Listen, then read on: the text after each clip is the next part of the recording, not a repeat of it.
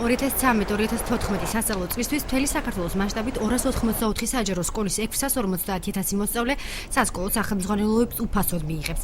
ამის შესახებ განცხადება საქართველოს განათლებისა და მეცნიერების მინისტრმა გიორგი მარგულაშვილმა გააკეთა. ბლოგერი ნასტასია არაბული მინისტრის განაცხადებას დაუფიქრებელს უწოდებს და ამბობს, რომ გამომცემლობები და კარგი წიგნები 2-3 წელიწადში გაქრება.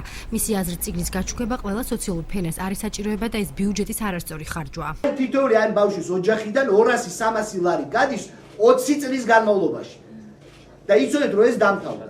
იმიტომ რომ ამათი უფლებები არის უზენაესი საქართველოს კონსტიტუციის და ჩვენი მორალის და შეხედულებებიდან გამომდინარე. განათლების სამინისტრომ ცუდი გადაწყვეტილება მიიღო ორი რამის გამო. პირველ რიგში ცუდი გადაწყვეტილება მიიღო იმის გამო, რომ ეს ყველაფერი გააკეთა გამომცემლებებთან შეთანხმების, როგორც შეთანხმების შედეგად, რეალურად გამომცემლობები ვერ იღებენ ნახევარ საფასურსაც კი. უმაღლესი საბჭოს უმცირესობის წევრს ასმადია სამიძეს აფიქრებს ის ფაქტი, რომ ამოდენობის ლიტერატურის გამოცემა სტამბები დროულად ვერ მოახერხებენ, რადგან წინა წლებში წიგნების გაცემა სოციალურად დაუცველი მოსწავლეებისთვის გვიანდებოდა.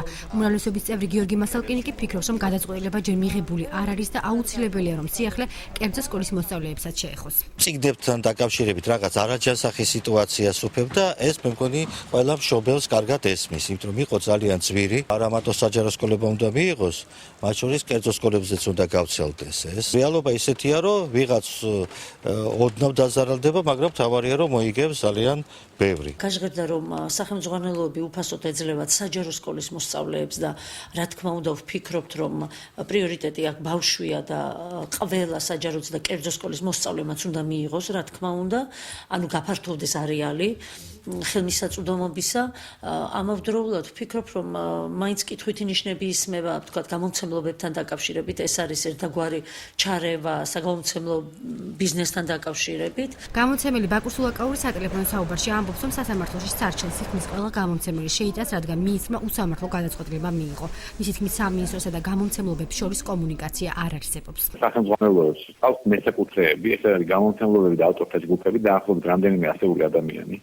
ამ ხალხს სამინისტრო ართმევს კერძო საკუთრებას და შემდეგ ურიგებს ვიღაცებს უფასოდ. სასწრაფოდ სამინისტრომ უნდა დაიწყოს მოლაპარაკება გამომცემლობებთან და ავტორებთან ამ სახელმძღვანელოების შეძენის თაობას. იქნება საერთოდ უფასოდ ვაძლევ. რატო არ გვეკითხება? ის რომ სასკოლო წიგნები საზღვარგარეთ აღარ დაიბეჭდება და მას საკუთარ თავზე რამდენიმე ადგილობრივი სტამბა აიღებს, ამას სამინისტროს პრესსამსახურის უფროსი თიკო ფეიქრიშვილიც ადასტურებს. ქართულ სტამბებში რა დაიბეჭდება, ეს გადაწყვეტილი არის. გამომცემლებს თანხად მათ ეკუთვნით 10% იმას გადაუხდით განათლების სამინისტრო.